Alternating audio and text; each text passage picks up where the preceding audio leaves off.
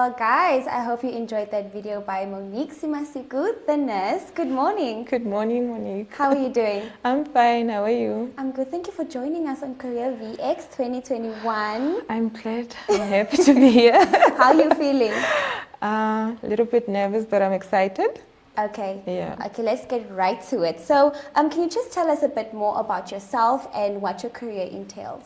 Okay. Well, I'm Monique Simasiku. I'm a registered nurse by profession. So, basically, what should I say about myself? I mean, I'm more of an introverted type of person. I'm a bookworm. And then I just love to chill and relax when I'm not at work. So to become a nurse means that you have to have caring qualities. And obviously your books, your metric has to reflect. So that's basically it. You have to have caring qualities. You have to love what you do. You have to want to help people, basically. So if you're that person who wants to help people all the time, then you could maybe try out and become a nurse. Guys, except from the part that we share the same name, she's also very much into fitness herself. I don't know why she didn't mention that. Okay, I am, but I've been slow lately. But yeah, I am into fitness as well. So when I have time, I actually do work out. So yeah. As a nurse, what does your job look like, on a day-to-day basis? It's quite different because currently I'm employed at Katutra Health Center. It's a health center, like I mentioned. So at times you have quiet days, you deal with babies, you find babies that are really ill, and then you have to cannulate them, you have to stabilize them. And then there are times where we actually lose lives as well. So there are times where it's very difficult, it can be challenging as well, and there are times where we have smiles on our faces because we might have delivered a baby, and the baby survived and we managed to send them to hospital. Or there are times where we vaccinate babies. Of course, that doesn't involve any type of illnesses or sicknesses as well. Then we also give support to family members of patients who are on chronic treatment as well. And we also educate our patients. So at times it's really encouraging just to know that, okay, I'm helping the next person, or I did the best with the next person. So it differs depending on what you're dealing with on that day. Just as you mentioned, when I'm trying to imagine myself in your shoes, and I'm like, that's like a roller coaster of emotions. It actually is. It is. So with that, it drains you. But how do you keep sane, mental-wise and emotionally? Because you can get into a sunken place and in a dark space. But how do you try not to move into that? It's crazy, and I'm just going to share a recent incident. On the 29th of July was my birthday, and I was working on a Wednesday night, so I knocked off on a Thursday morning. So around 4 in the morning, I actually lost a baby, Wow. Yeah, so it's really devastating. And I actually even forgot that it's my birthday. It was so sad, and I was just at home, in bed. I actually didn't want to do anything. But nevertheless, what I do to just keep sane is I'm hopeful, because I feel like there's a reason why I'm being called to be a nurse. So like you said, exercising also really helps, and I'm a person who loves writing. So at times I just journal out all those emotions, at least it lifts them out. And I also recently joined psychological support groups for health workers. Interesting. So that also helps. What's the difference between working in clinics and hospitals? Is it the same routine, or they are like different? No, totally different, and I actually prefer the clinics better. How so? Because the ward is more like a routine type of vibe, whereby patients are admitted, you take care of the patients, doctor writes medication, you give the medication, you tend the patient, you bath the patients, the ones that are unable to. Of which a clinic, you just see face-on patients. So it's more like you see different people every minute to say. So we only keep patients for 6 hours maximum.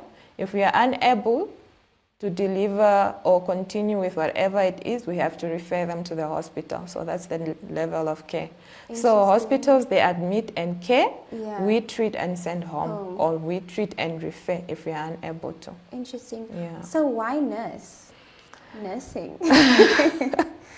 Actually, I wanted to be a doctor because growing up, I just wanted to help people.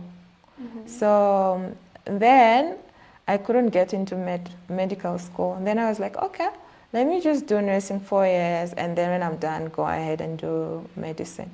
But I realized that with nursing, you are actually more into people's lives. Yeah. You go deeper into people's lives. You connect deeper with people. It's not just about caring for them or treating what the problem is. You actually get to find that at times it's not our physical, that's not okay. At times it's our social, it's our mental. Yes. So, yeah. So, what motivated and inspired you to take this career? Yeah. My aunt, it's so weird because the aunt that I'm named after, she's also a nurse. Your namesake. My namesake, yes. Yeah. And I was aggravated by other people now. Okay. Yeah. So what are the steps or criteria needed for a person to, if they want to become a nurse? First of all, your metric plays a role. And we currently in Namibia, we have 2 types of nursing. Registered nurse / midwife that I am, or an enrolled nurse. Wait, you're a midwife as well? Yes. Oh my gosh, so anyone, if you want a water birth, at home, she's your girl. Yeah, I'm a midwife as well. Wow. So to become either of the 2, you have to have at least matriculated with 26 points or more, depending on which university you're going to or college. And the enrolled nurse, I think it's 20 points. And then you should obviously have your science subjects like biology, math, and English. Yes. And then you go through an aptitude test. Where I trained, you go through an aptitude test. And then that's basically it. And interest plays a role in nursing. Well. Because people now are just running because of the money. But you find yourself that you'll be frustrated because you deal with a lot of different things daily. Yeah. The long hours. So I feel like the interest must be there, along with your metric, along with the caring qualities. I mean, everyone has caring qualities, but to a certain extent. Yeah. So you're a frontline worker now with the pandemic going on. Guys, she's exhausted. But let me just give you like a round of applause, Thank you. So, but like, how do you take care of yourself to ensure that you take care of yourself while you're a frontline worker? I'm not going to lie. I think it's just God. I guess we put our trust in God because there are times where you find yourself that we didn't have enough PPE, that is protective gear. Yeah. And then, like us, we see different patients every time. And at a point, we're even admitting COVID patients. You find out that, oh my gosh, there are no gowns also, or maybe the gown is not even enough because you're in close proximity with the patients. Yes. So we tried as much as we could. Our management tried as much as we could. But I just want to believe in God, that's all. Because it has been hectic on the ground compared to what people actually So how do you try and stay positive? Because I know we're all human beings. And energies don't lie. You can only fake it to such an extent. Yeah, exactly. You find yourself snapping. Yeah, but how do you keep on, keeping on that like beautiful smile and keeping positive?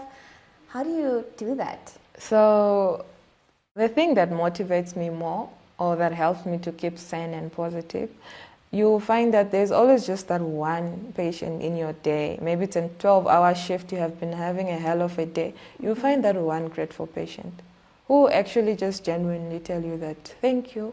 Yeah. So that just keeps me going, knowing that there's someone who really does appreciate my work. Interesting. Yeah. You mentioned working with people and different patients. Yeah. How do you deal with difficult patients? Because you run across a lot of them on a daily basis. Yeah, we do. On a daily basis, on a daily basis. So you have 2 types of difficult patients. The aggressive ones and let me say the stubborn ones. That's how I'll classify them. Now the aggressive ones will actually insult you, call you names just because they feel like, okay, they do have rights, but it's basically just frustration to say they urgently need your attention or your care. So understanding that they are humans and understanding that you just have to still care for this patient. So we just try and calm them down. But there are times where it's really nasty, and that person, we have to call in police or security. Like now all night, we have the Kalahari patrolling. That's how bad it gets at times. Really? Yeah. Can you just, take us through a moment where you came across a stubborn or angry patient? Aggressive patient. Yeah, and that just run us through that scenario so we can just have a clear image in our heads and how you handled that situation. Yeah. So I think this was way back earlier through the year. I was covering in the pediatric room. Covering means taking over from the night staff. So I was there doing my thing, and then a man walks in and said, "No, there's no one who's busy with dressing. Now dressing as in the wounds." Then I tell him that, "No, sir, just have a seat at the specific room. The people are coming." Because usually when we come in, if it's day shift, we have a morning meeting. So the ones that are covering, they just go and take over from the night. So this man goes back, and then a minute he comes back, and then he insults me. He says the F word, and then he's approaching me. At that moment, I was just so confused. I'm like, am I going to be beaten or not? And then I quickly called out for security, and good enough, he was also really loud, so they could hear. Security came, and he just continued being aggressive and harassing everyone, calling us names. And all that. I won't lie, I was literally shaking. I'm like, yo, so you're not safe in our own workplace. Yeah, it gets that crazy. We actually have had incidences where our doctors were also attacked physically. Yes. Oh my. Yeah, we are going through a lot, really. So like, is nursing the end for you? No, I won't say nursing is the end for me. I'm actually interested in community nursing. But I already have that. I'm also interested in psychiatry. So soon I want to specialize to become a psychiatric nurse. And I want to add on, and currently I'm actually doing a postgraduate diploma in project management as well. Nice. Yeah. Working girl. We see you. We need to climb, we need to climb. We do. So like, from the medical field in Namibia, how would you say it has grown the past few years now? I think it has gone far, because if you look at it, they were not training nurses in Namibia at first. And when they started training nurses, it was only in Ongwediva. And now it's actually broad. As a nurse, you can actually specialize and decide to say, I can only do this. ICU nurse, theater nurse, emergency training. And then, And then people are also given chances. You can start as an auxiliary nurse, which is a nurse assistant, and then you can still be given an opportunity to find yourself as a registered nurse. So the medical field has really grown. I mean, you find nurses in pharmaceuticals as well. Yeah. Have you ever experienced a miracle moment? I mean, we watch these movies, and we're just like, is it really like that in the hospitals? Yeah, I guess I have a couple of times. Where you get those patients that when you look at them, really, even at the back of your mind, you can already tell that, okay, this one is going. Yeah. So when I had one with a sugar of 1.5, and I'm just like, wow. When you look at the patient, they are almost dying. Yeah. We gave now the dextrose is another form of sugar, if I may say. And then we inform the doctor. And then we managed. I mean, we pushed that patient to theater. Like I said, we are a health center, so there are certain services that we actually have on hand. We pushed the patient to theater. We pushed the patient back. We put the patient on oxygen while we were busy awaiting ambulance. And when the ambulance came, the patient was stabilized and was still alive. And the patient survived. The patient survived. Interesting. So for anyone that's watching and it's like, oh my gosh, I want nursing, just to wear that outfit and, rub shoulders with the doctors and look cute. What word of advice would you give that individual right now that's watching? I would want to tell them to be strong, because I don't think there's any nursing school that's actually easy. Because when you're starting to become a nurse, from your first year, you're expected to start working. Not working as in getting a salary, but for your experience purposes. So it's not actually easy. And you don't get to choose to say, I don't want maternity, I don't want psychiatry. I'll place in all this. You get thrown in. And that's not the worst of it. When you are done, that's where the real deal comes in now. So that's just the tip of the iceberg. That's just the tip of the iceberg. Interesting. So if you are not certain, it's always good to give it a try. But if you realize that it's not your calling, it's always good to just let it go, because you deal with people and you're dealing with people's lives. Yeah, so I believe in getting more blessings than curses, actually. Wow, guys, wise words. Such a soft-spoken, but very strong from Monique. So let's just have a look. So guys, that has come to the end of our first interview with Monique Simasiku, who's an